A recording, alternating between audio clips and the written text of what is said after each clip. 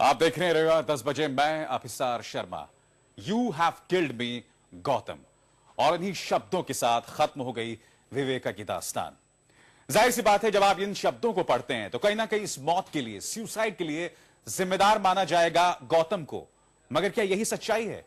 क्या विवेका की मौत के लिए हमें जिम्मेदार ठहराना होगा गौतम को, या फिर कहीं ना कहीं ग्लैमर की दुनिया, फैशन की दुनिया जो ऊपर से इतनी ज्यादा चकाचौंध जिसमें दिखाई देती है, उसकी गर्त में छिपे हैं और भी काले अंधेरे? जी हां, आज इस खास शो में हम बात करने वाले हैं फैशन की इस दुनिया के ब्लैक और व्हाइट की, क्योंकि यही ब्लैक जो है वो कई फैशन मॉडल्स की मौत का सबब भी बन रहा है। क्योंकि विवेका पहली शख्स नहीं है जिन्होंने आत्महत्या की है। फैशन की दुनिया से जुड़ी कई सुपर मॉडल्स भी इसकी बलि चढ़ चुके हैं। हमारे इस खास शो में होंगे बेहद खास मेहमान, मगर उससे पहले आइए देखते हैं रिपोर्ट।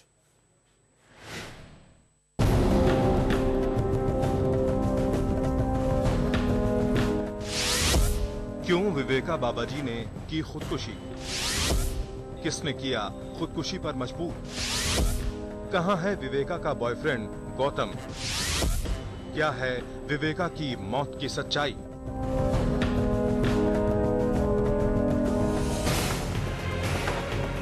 ग्लैमर की रंगीन दुनिया की काली सच्चाई जब जब सामने आती है, कई सवाल खड़े होने लगते हैं। मुंबई की मॉडल विवेका बाबाजी की खुदकुशी की तफ्तीश जैसे जैसे आगे बढ़ रही है, सवाल पर सवाल पैदा होते जा रहे हैं। विवेका की पोस्टमार्टम रिपोर्ट के बाद तो एक नई कहानी ही सामने आने लगी है। जी हां, पोस्टमार्टम रिपोर्ट के मुताबिक विवेका बाबाजी के पेट में कोई संदिग्ध वस्तु मिली है। सवाल ये है कि विवेका के पेट में मिली संदिग्ध वस्तु क्या है? क्या इसी संदिग्ध वस्तु ने ली विवेका की जान?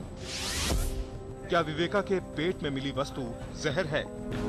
पोस्टमार्टम रिपोर्ट में संदिग्ध वस्तु पाए जाने के बाद पुलिस ने उसे फोरेंसिक लैब में जांच पड़ताल के लिए भेज दिया है।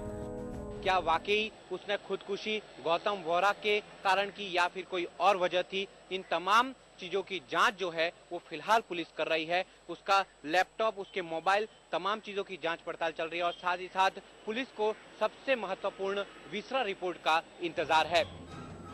मुंबई पुलिस ने मॉडल विवेका बाबाजी के लैपटॉप और मोबाइल की कॉल डिटेल भी खंगालनी शुरू कर दी है, ताकि पूरी सच्चाई सामने आ सके। दूसरी तरफ विवेका बाबाजी के बॉयफ्रेंड गौतम वोरा अभी तक पुलिस के सामने नहीं आए हैं, जिससे कुछ नए सवाल खड़े हो रहे हैं। हालांकि गौतम वोरा के सामने न आने पर विवेका और गौतम के करीबी दोस्त वीरेन शाह का कहना है कि कानूनी मदद लेने के बाद ही गौतम पुलिस के सामने आएगा। उनको एक लीगल एडवाइस और लीगल एक कोर्स के थ्रू जाके फिर उसके ऊपर, ऐसा नहीं है वो भाग के फिर रहा है, ऐसा नहीं है। उसको आना है, कल या परसों में शायद वो जरूर पुलिस के पास सामने आ जाएगा।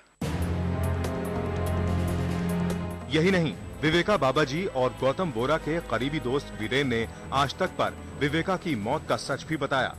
वीरेन शाह के मुताबिक कंपनी के घाटे में जाने की वजह से विवेका बाबाजी काफी टेंशन में थी और डिप्रेशन में चली गई थी।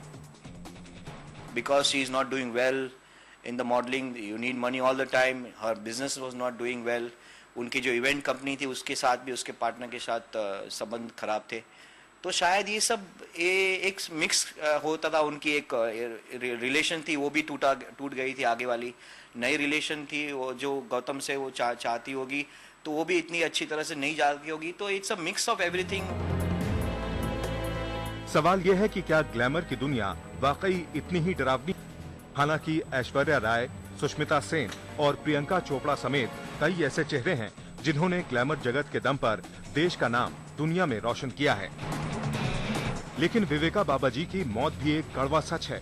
क्यों तन्हाई और अकेलापन उन्हें इतना सालने लगता है कि वो मौत को गले लगाने से भी परहेज नहीं करते? आखिर क्यों? विवेक भट्ट, मुंबई, आज तक।